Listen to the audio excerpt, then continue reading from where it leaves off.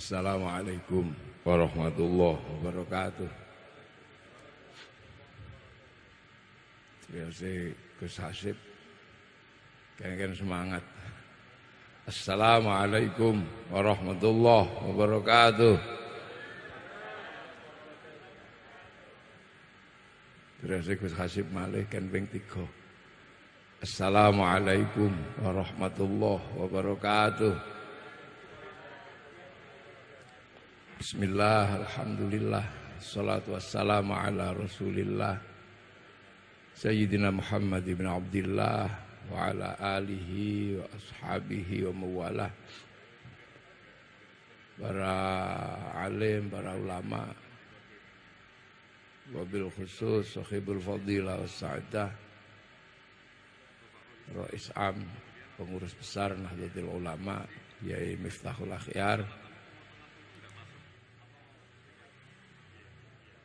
yang saya banggakan, yang selalu menjadi ujung tombak muharrik Jamaiyah Nahdlatul Ulama, Yai Marzuki Mustamar selaku ketua PWNU Jawa Timur,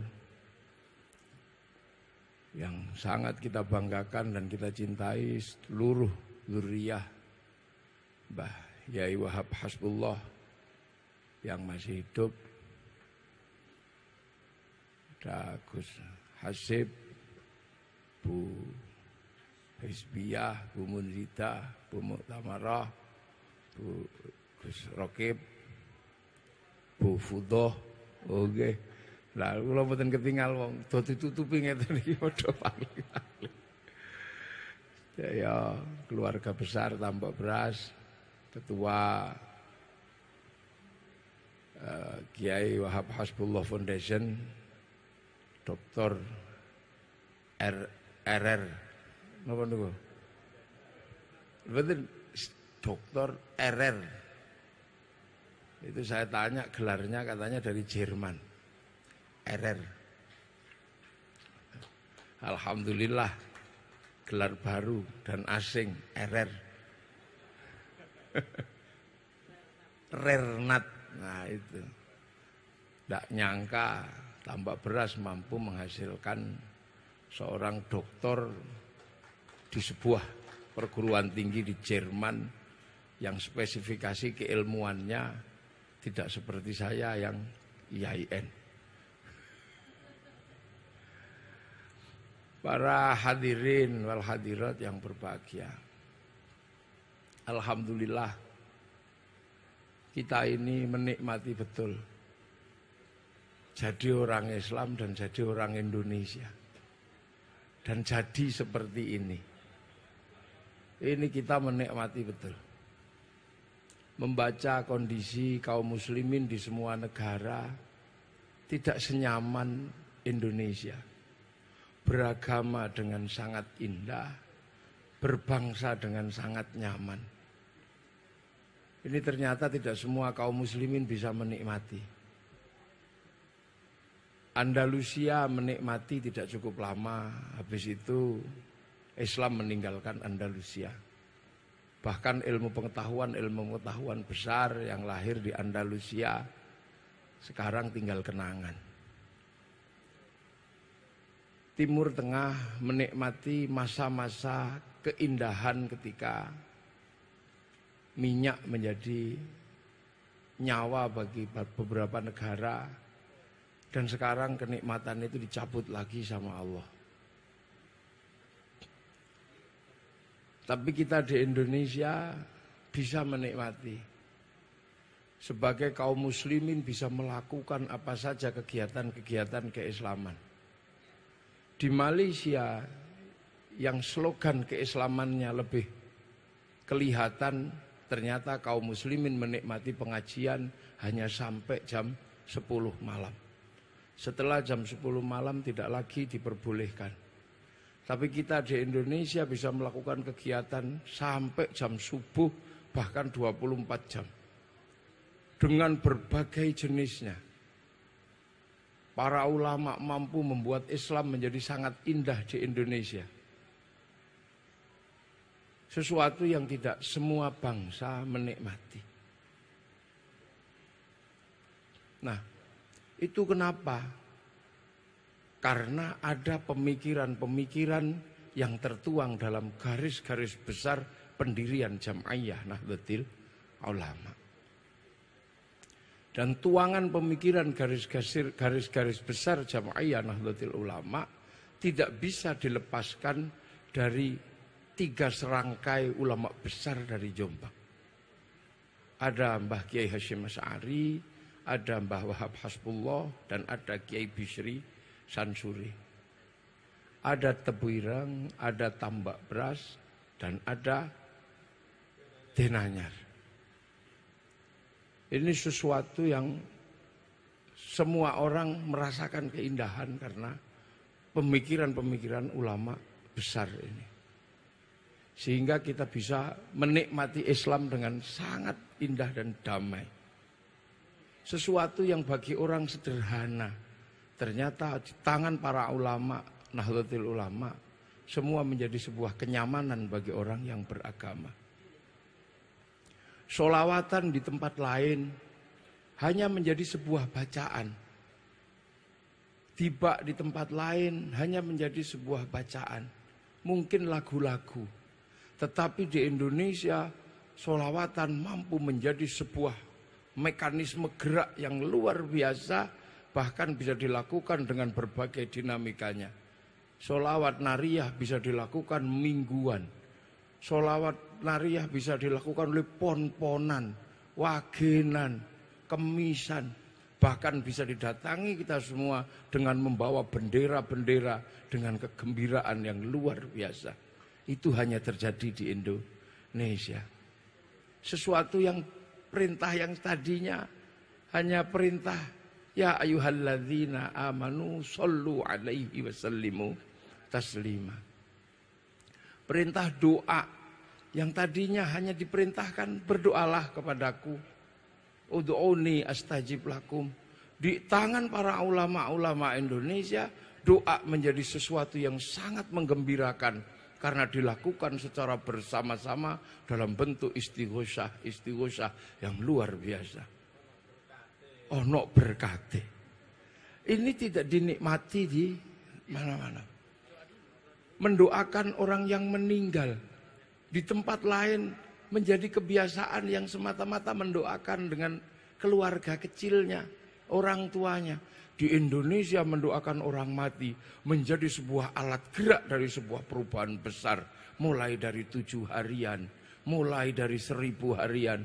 Bahkan khol-khol para ulama besar mampu menghasilkan dan menggelindingkan jangkar ekonomi kecil yang tidak semua kaum muslimin bisa menikmati. Itu ada di Indonesia. Makam di tempat lain yang tadinya hanya sebatas ziarah ilah makam. Tapi di Indonesia makam mampu membangkitkan ruang ekonomi, ruang budaya, di mana makam-makam para ulama, makam-makam para wali membangkitkan sebuah sektor ekonomi yang sangat luar biasa. Dari mulai wisata religi, orang jual tasbih, orang jual nasi, tukang ojek, bahkan sampai copet pun beroperasi di situ. Ini hanya terjadi di Indonesia. Sebuah kondisi di mana itu hanya terjadi di kalangan para ulama. Dan itu disadari betul para ulama ketika harus menanamkan Islam di negeri yang jauh di mana para ulama menjadi pewaris Nabi. Bukan pewaris langsung, karena pewarisnya yang langsung adalah sahabat. Setelah sahabat yang mewarisi langsung dari sahabat adalah tabi'in. Dan tabi'in mewarisi dari tabi'ut tabi'in mewarisi dari tabi'in. Pewarisnya tabi'ut tabi'in adalah tabi'ut. Dan kita ini tabi'ut yang kemudian dikenal dengan al-ulama warasatul anbiya, yang menjadi ujung tombak di semua negara dengan ruang dan waktu yang berbeda-beda, dan itu yang disebut ulama. Ulama adalah ujung tombak Islam dengan tokoh yang berbeda, dengan generasi yang berbeda, dengan sifat antropologi yang berbeda, dengan sifat sosiologi yang berbeda, yang akan ketemu dengan setiap zaman yang berbeda-beda. Maka dakwah para ulama menghasilkan pola yang berbeda-beda. Dan itu dilakukan dan dinaungi secara teologi oleh Jam'iyah Nahdlatul Ulama. Jam'iyah Nahdlatul Ulama benar-benar menaungi dan memberikan sebuah formulasi di mana para ulama mampu menjadi ujung tombak untuk mengemban Islam yang semakin jauh dari tempat kelahirannya. Islam keluar dari Arab, ketemu dengan budaya Persia, ketemu dengan agama yang berbeda, ketemu dengan budaya yang berbeda, bahkan ketemu dengan Tuhan yang berbeda. Masuk Mongolia, ketemu dengan agama berbeda, Tuhan berbeda, budaya berbeda.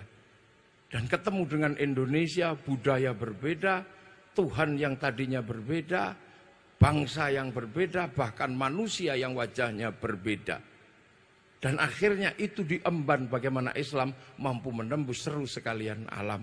Dan itulah yang namanya kemudian kita dikenal dengan Islam rahmatan lil alamin, Islam yang menembus seluruh alam raya. Dan itu bisa diemban oleh para ulama. Dan hari ini yang diemban oleh ulama Indonesia menjadi prototip Islam rahmatan lil alamin yang insya Allah akan menjadi prototip dan akan dicontoh oleh ulama-ulama dunia. Di tempat lain kita tidak menemukan itu. Dengan apa? Dengan wasilah-wasilah, dengan jalan-jalan. Apa yang dilakukan oleh Rasulullah tidak berhenti dengan apa yang dilakukan Rasulullah. Tapi dari situ melahirkan ilmu. Ada ilmu ijma, ada ilmu qiyas, ada ilmu maslahah mursalah, asasut tasyri', maqasidus syar'iyyah, usul fikih dan fikih. Sehingga kita bisa menikmati bagaimana Islam di Indonesia. Sampai ulama yang datang ke sini beradaptasi dengan cara-cara yang ada di sini. Dan ini adalah bulan menjadi bulan percontohan bahwa Islam yang datang ke sini sangat beradaptasi, bahkan orang sini sangat mendukung Islam. Contoh di bulan ini adalah bulan Muharram yang oleh orang-orang di generasi awal disebut sebagai bulan Asyura. Begitu Islam datang ke sini, bulan ini dikasih nama bulan Syuro. Bulan Syuro adalah bentuk penghormatan yang luar biasa dari orang yang ada di Nusantara kepada dzurriyyah Rasulullah yang berduka di bulan Asyura. Bahkan duka cucu-cucu Rasulullah di bulan Asyura dihormati oleh orang di Nusantara dengan tidak menikahkan anak, dengan tidak memindah rumah. Ini adalah bentuk penghormatan yang luar biasa. Bulan Asyura menjadi bulan terbunuhnya cucu-cucu Rasulullah. Maka di bulan Syuro ini kita menghormati dengan sangat luar biasa dengan memperbanyak santunan anak yatim. Ini adalah wujud bagaimana orang di Nusantara. Akan tetapi kondisi ini kemudian akhir-akhir ini menjadi agak bermasalah. Agak bermasalah. Kenapa? Karena ada kemudian sebagian besar kaum muslimin yang mencoba kembali ke titik awal. Jadi perjalanan Islam dari Rasulullah sampai kita di kalangan para kiai, di kalangan para ulama berpegangan kepada yang namanya syariat. Syariat di situ ada maqasidus syar'iyyah, ada asasut tasyri'. Maqasidus syar'iyyah dan asasut tasyri' adalah satu hal yang mengatur bagaimana pergerakan Islam semenjak Rasulullah sampai akhir zaman. Ini diatur oleh namanya syariat. Dalam bahasa yang paling sederhana ada yang menyebut syariat adalah syari' jalan besar atau jalan raya yang sangat besar seperti jalan tol di mana semua bisa melewati itu. Nah, tiba-tiba ada slogan kembali ke zaman Rasulullah, kembali kepada Al-Quran dan Sunnah. Secara teori ketika jalan besar ini ada orang yang sedang berjalan ke arah sana, tiba-tiba ada yang balik arah, yang terjadi adalah pasti terjadi benturan di mana-mana. Saya dari Wonosobo tadi jam 3 sore masuk ke tol Semarang, kemudian melakukan perjalanan ke arah timur. Semua yang di ruas saya berjalan ke arah timur. Saya tidak kebayang kalau tiba-tiba ada yang kembali ke arah Semarang, kembali ke arah barat, pasti terjadi tabrakan. Kenapa sekarang banyak sekali benturan-benturan keindahan Islam rahmatan lil alamin ini menjadi bermasalah? Karena ada orang-orang yang mencoba balik arah. Nah, Orang balik arah itu kemungkinannya dua. Kemungkinan pertama, sangunya nggak cukup. Jadi sedang melakukan perjalanan, sangunya nggak cukup. Yang kedua karena mungkin takut atau gagal di perjalanan ke depan. Dan secara kasat mata, tadi yang disampaikan oleh Yai Marzuki misalnya, memang banyak orang yang hari ini balik arah karena kekurangan bekal. Kekurangan bekal. Tidak pernah menempuh perjalanan hidup di pesantren. Tidak pernah melakukan perjalanan-perjalanan spiritual, pengkajian-pengkajian yang mendalam. Maka kemudian ketika menghadapi situasi yang demikian rumit dan perjalanan yang panjang, banyak yang mundur karena bekalnya kurang. Yang kedua, karena gagal di masa depan. Melihat dunia ke depan sangat berat, maka sebagian kemudian mundur. Nah, mundur itu tidak ada masalah. Kalau seandainya masih ada jalan untuk mundur. Saya dari Wonosobo tadi ke sini, kalau misalnya saya baru sampai Temanggung, mundur tidak ada masalah karena masih dekat. Tapi ketika saya sudah mau masuk Jombang, tiba-tiba mundur, pasti bermasalah. Nah, sebagian besar sekarang yang mundur ini sudah kejauhan. Sudah kejauhan. Di mana apa yang diletakkan dasar-dasar oleh Rasulullah, sekarang bisa kita nikmati keindahannya. Apa yang diletakkan oleh Rasulullah dengan yang bernama Piagam Madinah, di mana semua bangsa ketemu dengan sekup kesukuan yang kecil-kecil bisa dimanifestasikan oleh para ulama, termasuk oleh Mbah Wahab Hasbullah dalam ruang besar pertemuan antar bangsa, antar agama yang berbeda yang namanya Pancasila. Zaman Rasulullah ketemu titik yang namanya Piagam Madinah, tapi di generasinya ulama menemukan titik yang namanya Pancasila. Dan Pancasila ini yang akhirnya mampu membangun satu sistem di mana yang dibayangkan oleh Rasulullah tentang sebuah pergerakan manusia, kullukum ra'in wa kullukum mas'ulun an ra'iyati, terbentuk. Di zaman Rasulullah, pemimpin tertinggi adalah Rasulullah. Setelah Rasulullah, pemimpin tertinggi adalah khalifah. Satu orang, ini bergerak 4 orang. Kemudian kembali menjadi raja.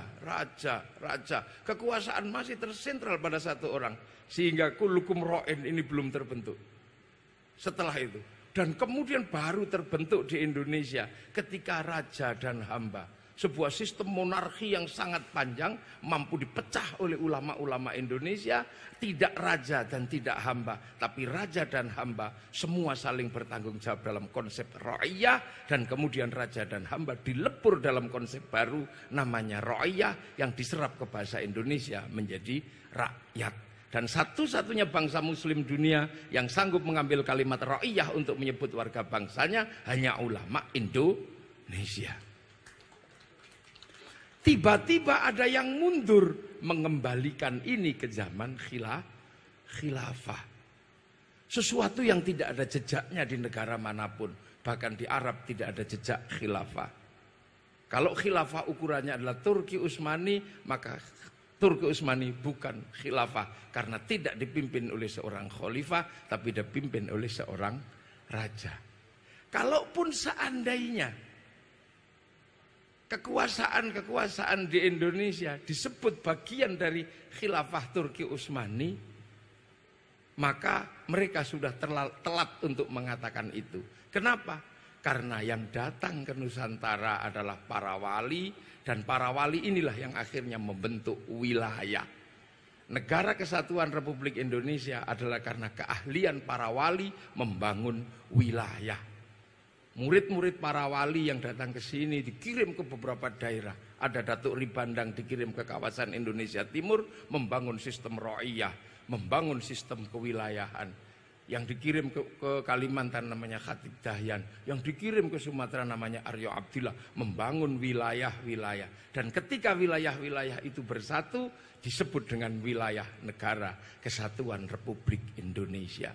Makanya sampai hari ini NKRI disebut wilayah. Karena ini adalah desain besarnya para para wali. Dan para wali itu yang meneruskan adalah Jam'iyah Nahdlatul Ulama. Maka siapapun yang hidup di negeri ini, yang menikmati wilayah, semua harus bersyukur punya para wali. Dan Nahdlatul Ulama mewujudkan dengan selalu berziarah kepada makam para wali.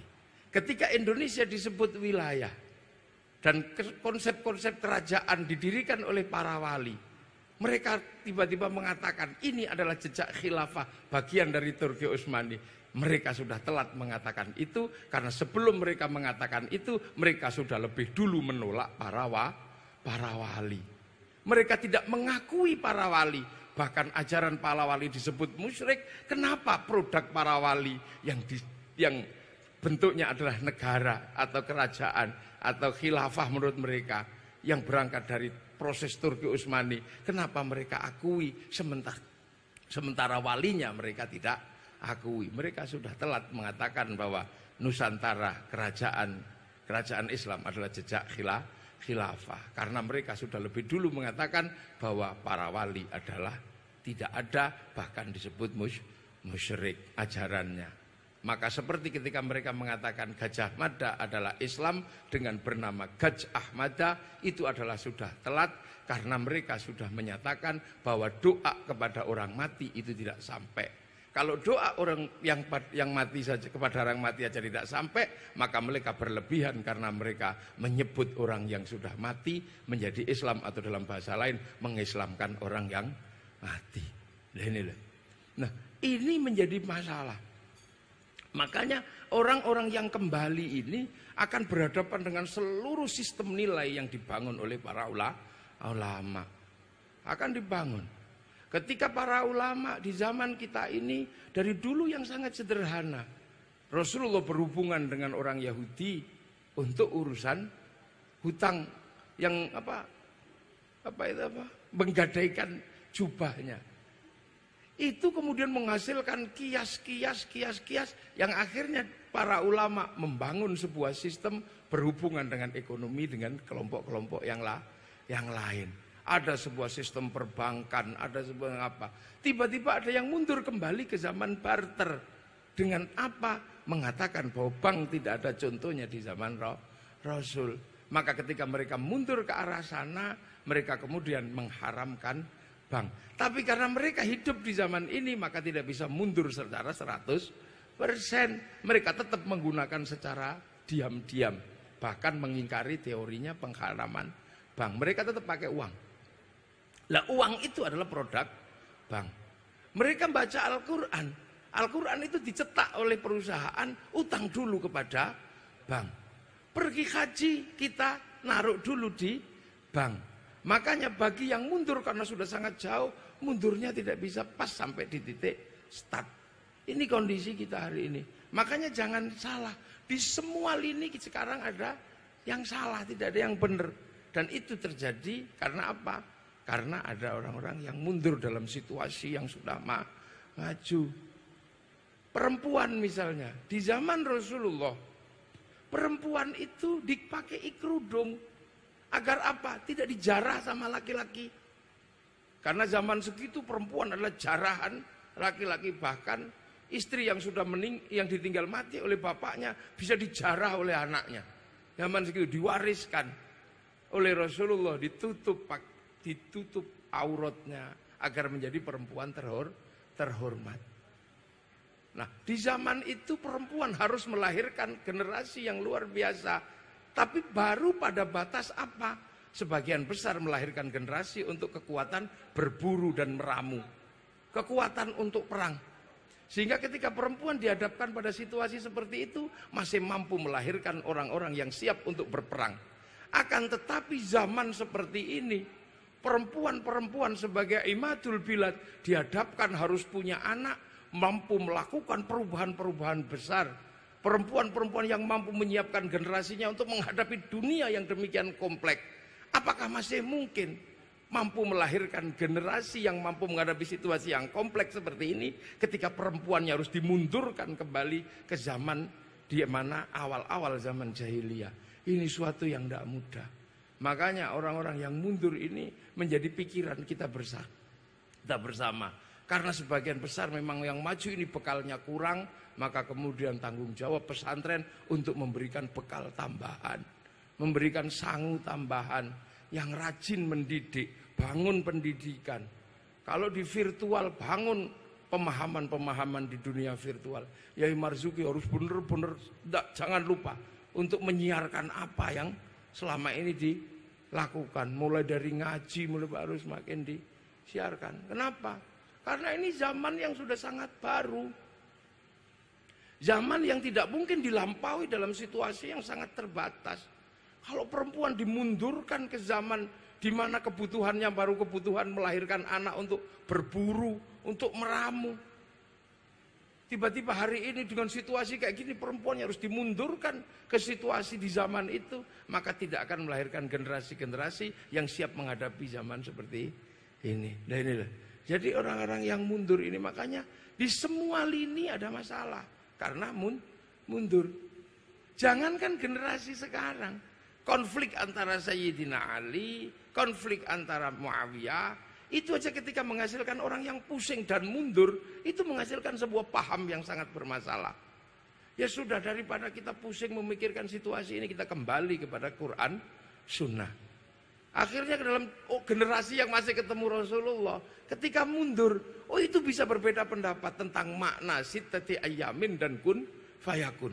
Bisa berbeda paham tentang ala kulli syai'in qadir dengan la yughayyiru ma biqaumin hatta yughayyiru ma bi anfusihim, sampai melahirkan sebuah paham di mana Quran dikatakan sudah bukan sesuatu yang qadim tapi yang kudus. Paham ini diwakili oleh Wasil bin Atha.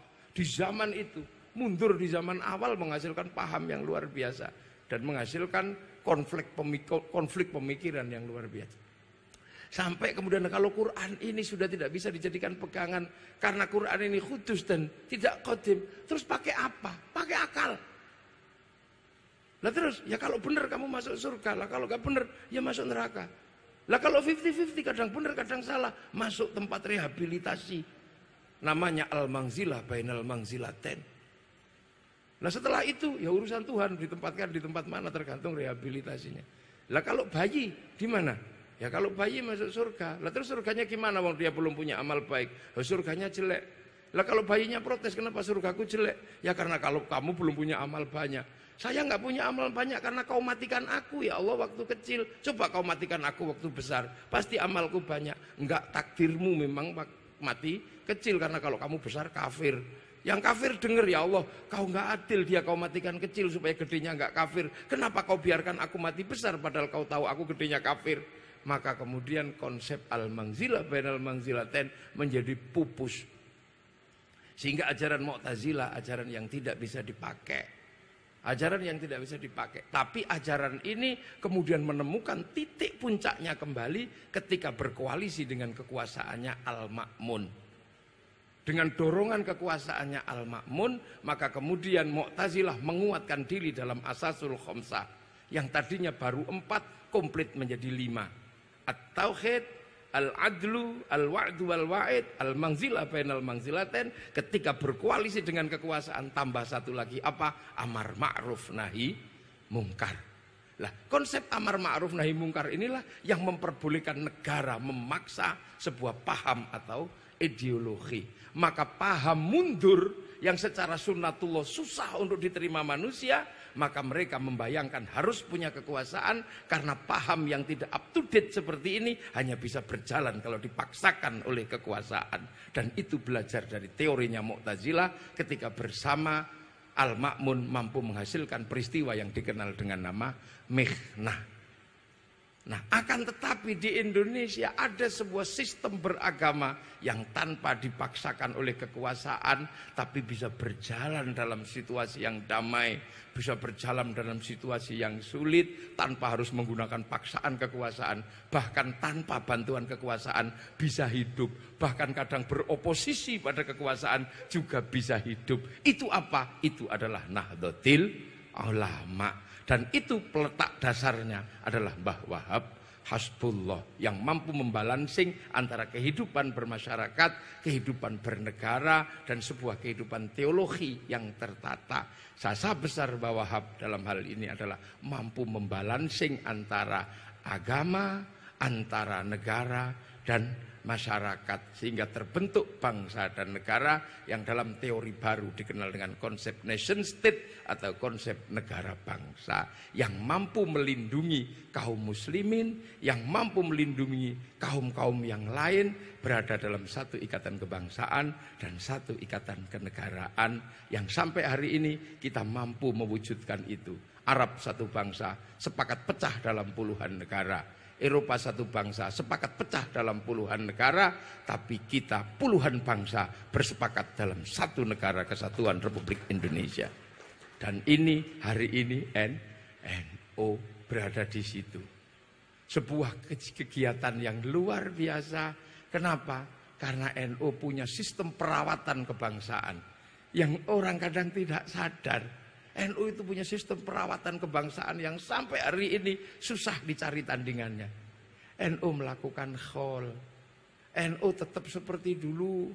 Kalau khutbah tetap pakai tek, tetap pakai tongkat.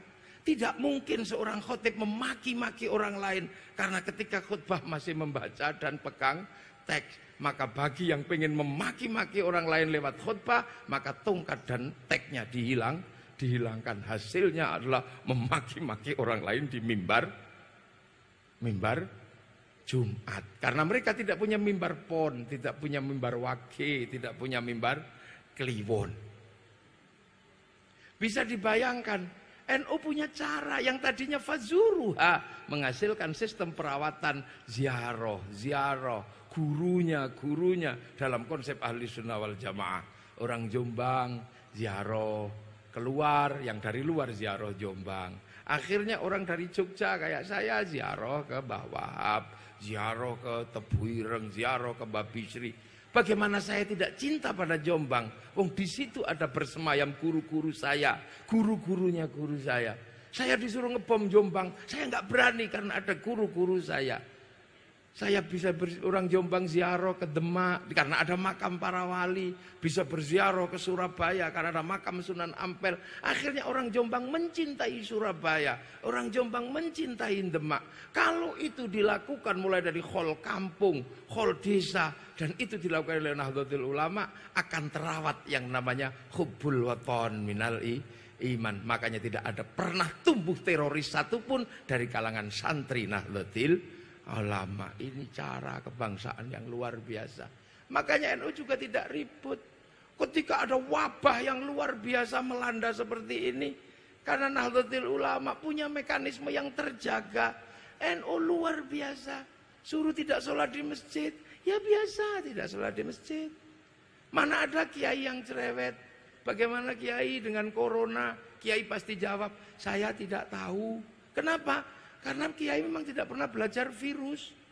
Kalaupun ada yang jawab pasti ngarang. Makanya kiai-kiai begitu nggak ngerti virus, semuanya diem.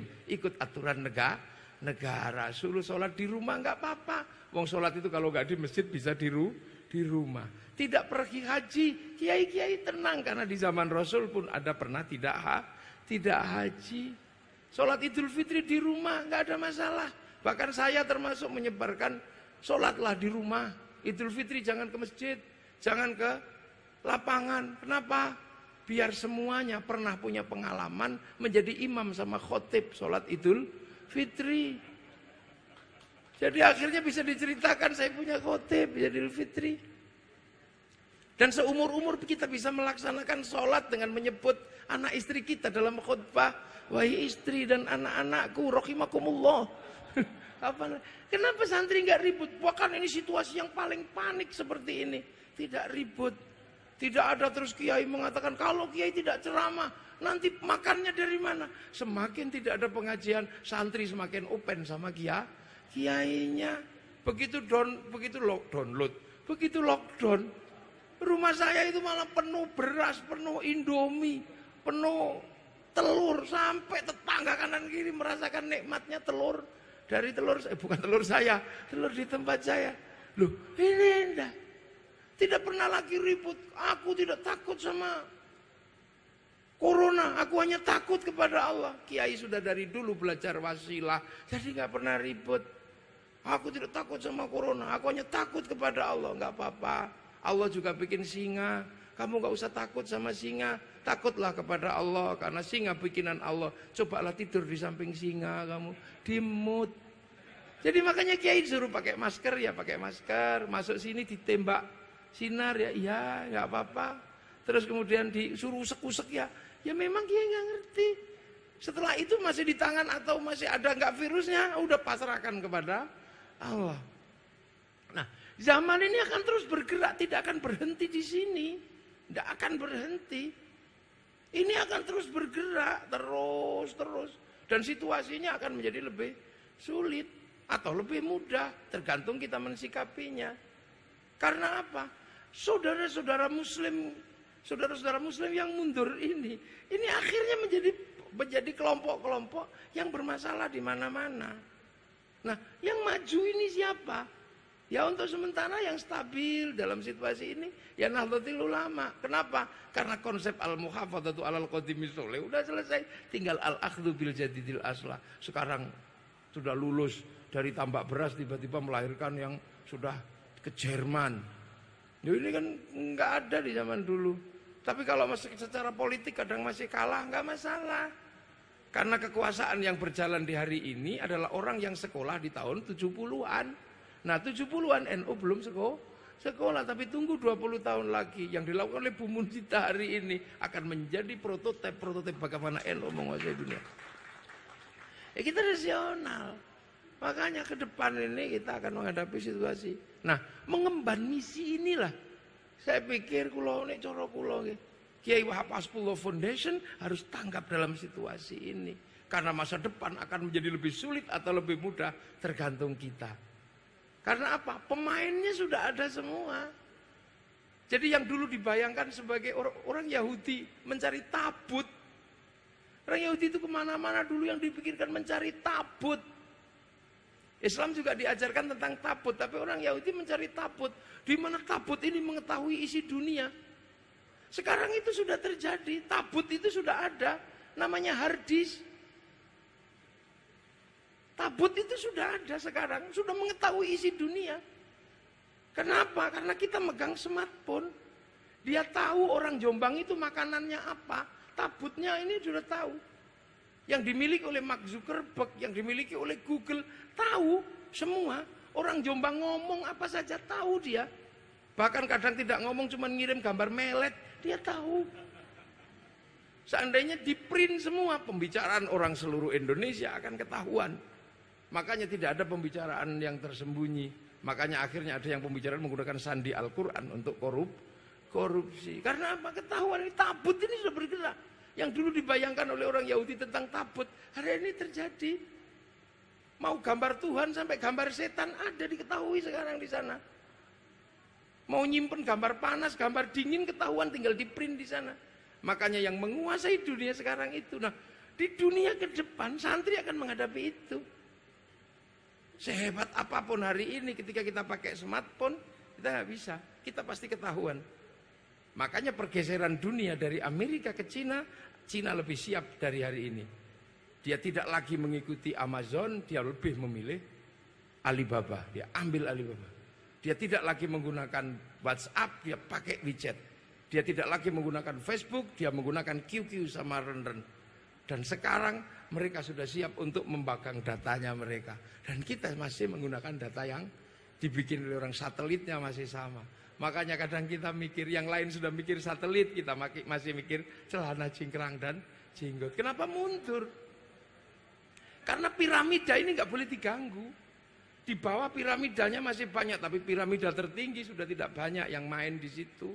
Kelompok-kelompok kecil saja yang ngatur uang di situ, keluarga Rothschild, Rockefeller, agar semua tidak terlibat di situ. Yang lain dimundurkan dengan Bank H dan Bank Haram. Terus di atas ini yang mainkan seluruh cari pencaharian orang adalah Google sama Facebook. Yang lain nggak bisa.